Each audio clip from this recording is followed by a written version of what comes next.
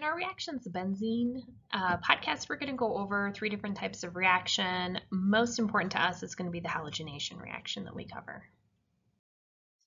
So benzene typically will undergo a substitution reaction.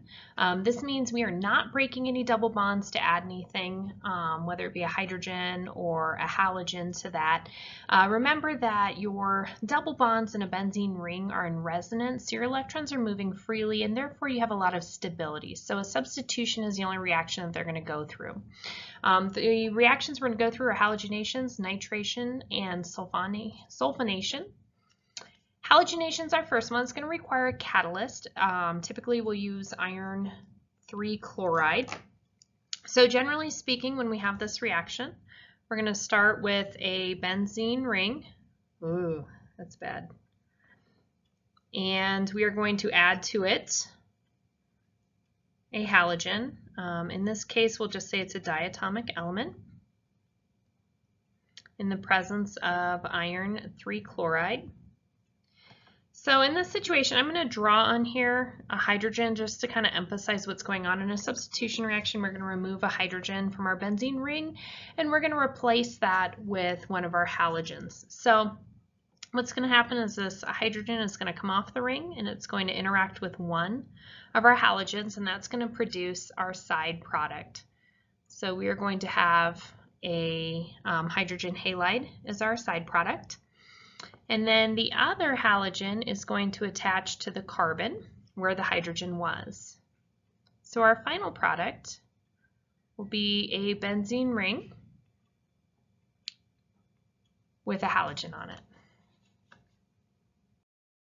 All right, so let's take a look at an example of a halogenation of benzene. So our word problem tells us that benzene is going to react with chlorine gas in the presence of our catalyst iron 3 chloride. So I'm going to start by drawing our reactants. We have some terrible benzenes going on today. It's reacting with chlorine gas. Chlorine gas is a diatomic element, so I'm going to draw Cl2. And actually, let's go ahead and draw this with our Cl's separate so that we can see where each of our Cl's are going. And this is happening in the presence of iron 3 chloride.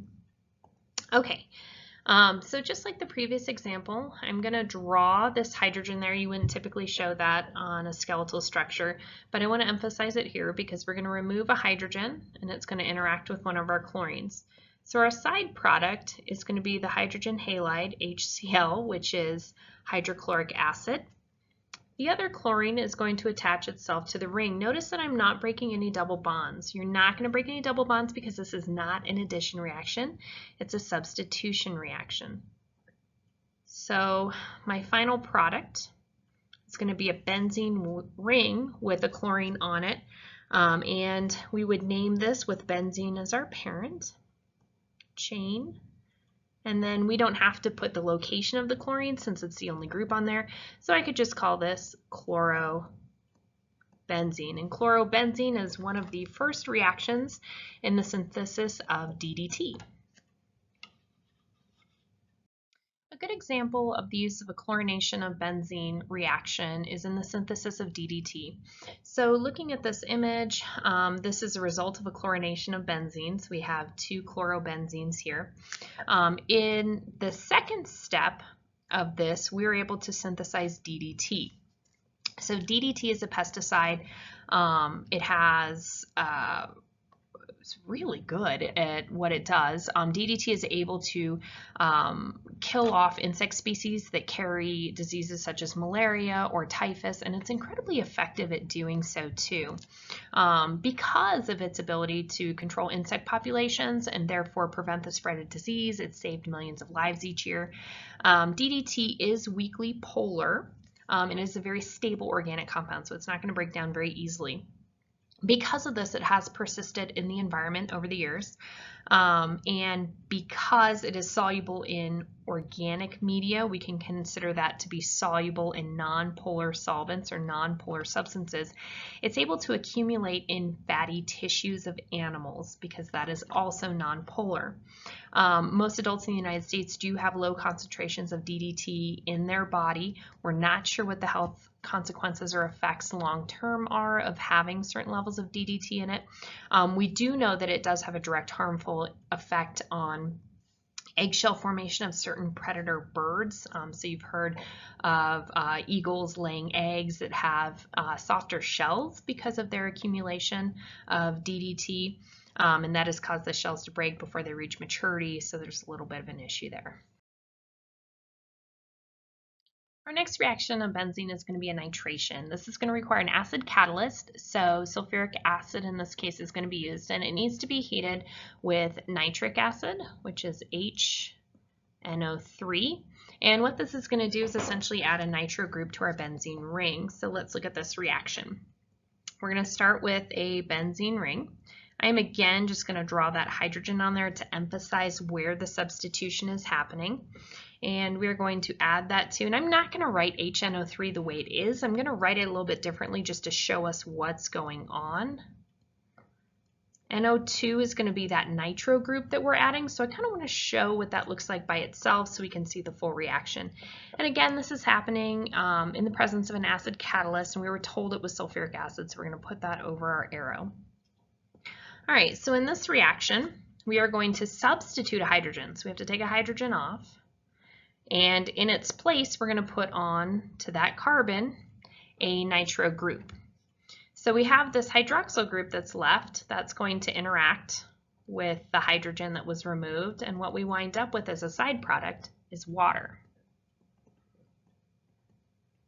Okay, so our final product is a benzene ring with a nitro group on it, and we would call this nitrobenzene.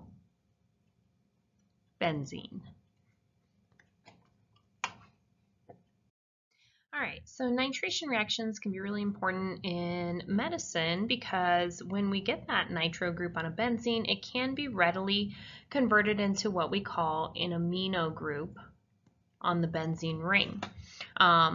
There are a lot of different antibacterial drugs, specifically sulfa drugs, that are going to require an NH2 bonded to the benzene ring, for example here. One specific drug that requires that is sulfanilamide. So that's a drug that you're looking at right here. This is one of the first antibiotics that was synthesized. It was synthesized around 1930s. We do have new sulfa drugs that are available now, but this one is the one that we started with.